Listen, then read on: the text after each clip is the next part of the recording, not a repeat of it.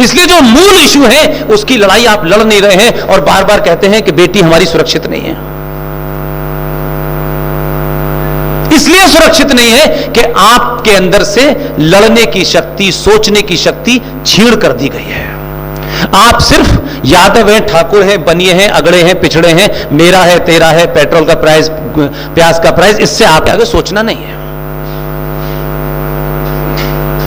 आप अपने बहादुर की तारीफ करने से शर्माते हैं। इसलिए अगर कोई आदमी आपके बीच में से निकल के आ भी गया है और इन वर्तमान जो परिस्थितियां हैं जो 700 साल के बाद उपजी हैं, तो भी आप उसकी तारीफ करने में इतने कंजूस क्यों हैं भाई? अगर किसी ने भी बड़ा काम किया है, मेरा रिश्तेदार ना भी हो, मेरी जाति का ना भी हो, वो मेरी बात सुन भी ना रहा हो, तो भी पीठ पीछे तारीफ करने में क्या जाता है? कम से कम तारीफ से कभी भी उसके कान में आवाज जाएगी तो कहेगा कुछ तारीफ कर रहे हैं मेरी लोग, उसका हौसला बढ़ाइए। ये नेताजी के पास जाकर के 1000 रुपए का बुके लेके जाएंगे, 5 किलो बेहतरीन शहर की अच्छी मिठाई देंगे और नेताजी को दे के आएंगे। वो नेताजी बुके भी रख लेंगे, मिठाई भी खा लेंगे, काम तक नहीं करेंगे। हम अपने हीरोज को, वो सुने या न सुने, वो जाने या न जाने, उसकी तारीफ करिए। इसलिए आज के दौर में आने वाली नस्लें जिन जिन के बाल सफेद होते जा रहे हैं उनको माफ नहीं करेंगी। वो इस बात से दुखी है कि आपने उनको अच्छा पढ़ाया लिखाया, वो तो सब कुछ जिंदगी में चलता रहता है। इसलिए हम सब ने जो एक ये बीमारी पाल रखी है, बेटे का पैकेज कितने का है, उसने जैसे ही डिग्री ली 10 लाख का पैकेज है, वो अमेरिका में जा रहा है। आपने पैकेज वाला बेटा पैदा किया है, आपने अच्छी मार्कशीट वाला बेटा पैदा किया है।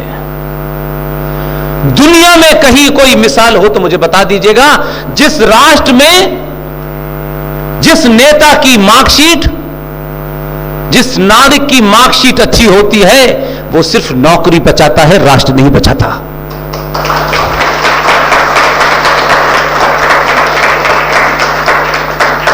वो जो थे 5-10 साल रहे देश के प्रधानमंत्री, उनके ऊपर तो डिग्रियां ही डिग्रियां थी।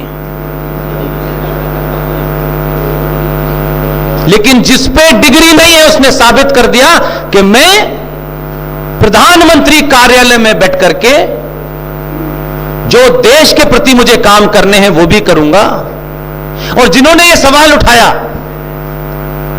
कि हिंदुत्व क्या है और हिंदू क्या है, जिन्होंने ये बड़ा सवाल, और ये कौन उठा रहे हैं? सलमान खुर्शीद, ये वो सवाल उठा रहे हैं। ऐसों को भी वो जवाब देता रहता है अपने एक्शन से। इसलिए एक आदमी शपथ लेकर जब प्रधानमंत्री निवास में बैठता है तो इस देश की योजनाओं के बारे में बात करता है। इसे कहते हैं हिंदू।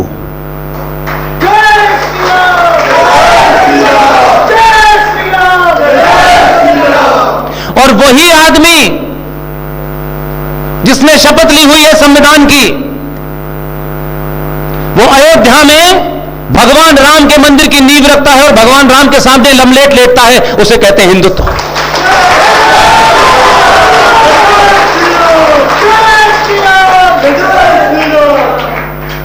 इसलिए वही आदमी आपके उस सोए हुए सम्मान के लिए छोटा सा एक कार्य करता है और आप सब मां बहन बेटी भाई, हमको ये एहसास ही नहीं हो रहा कि उसने एक छोटी सी बात से आपके आत्मसम्मान को कितना ताकतवर बना दिया। क्योंकि हम अपना आत्मसम्मान भूल चुके हैं। महंगा कपड़ा महंगी गाड़ी से हम समझते हैं कि लोग आपका सम्मान करते हैं, कोई नहीं करता। ये मरे हुए समाज की निशानी है कि बाहरी आडंबर से जो अपने आप को बड़ा बनने की कोशिश करता है उसे कोई नहीं पूछता। एक छोटी सी घटना में सबसे पूछता हूं, किसी को याद है 2014 में आते ही पहला फैसला हुआ था, और कोई इतना बड़ा फैसला नहीं था कि उसके लिए कैबिनेट बिठानी थी और भारत के पार्लियामेंट में छोटी छोटी चीजों से आपको ऐसे रखा गया कि आप जीवन में कभी उस आत्मसम्मान को जिए ना, आप कुंठित रहे, डरपोक रहे, कायर रहे। एक छोटा सा गवर्नमेंट का ऑर्डर आया और हम तमाम सब लोगों ने उसको ठीक है, हमें क्या पकड़, क्योंकि हम आदी हो चुके हैं गाली खाने के, हम पिटने के आदी हो चुके हैं। इसलिए हमें जब तक कुछ सस्ता ना मिल जाए जीएसटी में छूट ना हो जाए, इनकम टैक्स में छूट ना हो जाए, तब तक हमें लगता नहीं कि हमें कुछ दिया है। एक छोटा सा ऑर्डर निकला और खत्म हो गया। ये बातें मुझे क्यों याद है और आपको क्यों नहीं याद, बस इतना ही फर्क है, इसलिए मैं यहां हूं और आप यहां हैं। उसी तरीके के बहुत सारे काम जो दिखते नहीं हैं, इसलिए उनके लिए भूमिका बनानी पड़ती है। वो आपको मैसेज देता है, मैं उसको इस देश में सिर्फ प्रधानमंत्री के रूप में नहीं देखता हूं, मेरे लिए क्या किया मैं इस एंगल से नहीं देखता हूं, क्योंकि मेरी लड़ाई आज की लड़ाई नहीं है। मेरी लड़ाई यह है कि अगर नस्लों को सही चीज बता दी गई तो फिर आपको ये जिहादी चौराहे चौराहे नहीं मारेंगे, फिर आपकी समस्या सॉल्व हो जाएगी। आपके अंदर की उस शक्ति बोध को जगा रहा है, आप कहते हैं वो चिल्ला के जलेगा, नहीं होता। इसलिए वो जो कैलेंडर पास हुआ था 52 में, उस पर चर्चा नहीं हुई किसी ने।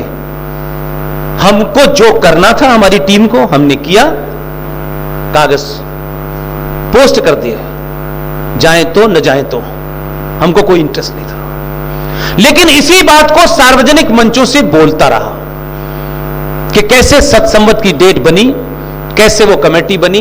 हो सकता है कि सत्ताओं में जो लोग भी 50 साल बाद गए हैं उनको भी चीजें ना पता हो, इसलिए जो सामाजिक संगठन ठेका लेके घूम रहे हैं, ये उनकी जिम्मेदारी है कि समाज में उन मुद्दों को जिंदा कर दें। आवाज कभी ना कभी तो पहुंचेगी।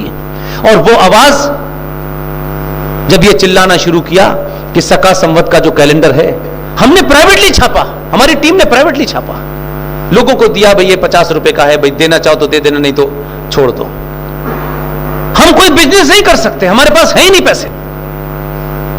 लेकिन यहां से बोलना जारी रखा, और ये इस यकीन के साथ कि इसमें हमको कोई पुरस्कार नहीं चाहिए, हमको कोई पहचान, हम चाहते भी नहीं कि हमारा कोई नाम ले।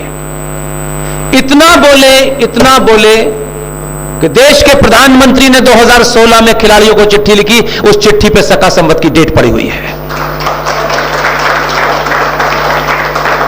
इसलिए किसी चीज का क्रेडिट मुझे ही मिले, मेरे संस्था को मिले, इस स्वार्थ से जिस दिन 5% लोग हट जाएंगे, बड़े बड़े काम हो गए हैं, बड़े बड़े काम हो रहे हैं। आपके अंदर की उस चेतना को जगाने के लिए आपको लगता है भौतिक रूप से इसका कोई बहुत फायदा नहीं है, क्या आपको उससे क्या मिला? अब लोग टॉयलेट बन रहे हैं, लोग उसकी बहुत सारी कहानियां उसकी कहते रहते हैं, लेकिन एक लार्जर कॉन्टेक्स्ट में अगर आप देखेंगे तो वो छोटी सी घटना कितनी बड़ी है। एक जज साहब हैं, जीवित हैं। इसलिए आप अगर अध्यापक भी हैं, टीचर भी हैं, पुलिस में भी हैं, तो मैं ये नहीं कह रहा हूं कि आप उस सिस्टम को तोड़ करके आपको राष्ट्रवाद दिखाना है, नहीं।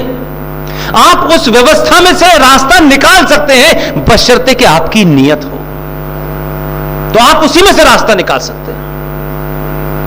जज साहब हैं, जीवित हैं, देश कम जानता है। इलाहाबाद हाई कोर्ट के जज हैं, मैं भी उनको नहीं जानता था। जिस दिन पता चला, मैंने टैक्सी की, उनके घर चला गया, उनके पैर छुए और उनकी जितनी तारीफ कर सकता था की, और उस दिन के बाद से मेरा कोई उद्बोधन ऐसा नहीं है कि मैंने उनका नाम नहीं लिया। वो लोग कुछ नहीं चाहते, लेकिन हम सब मनुष्य हैं।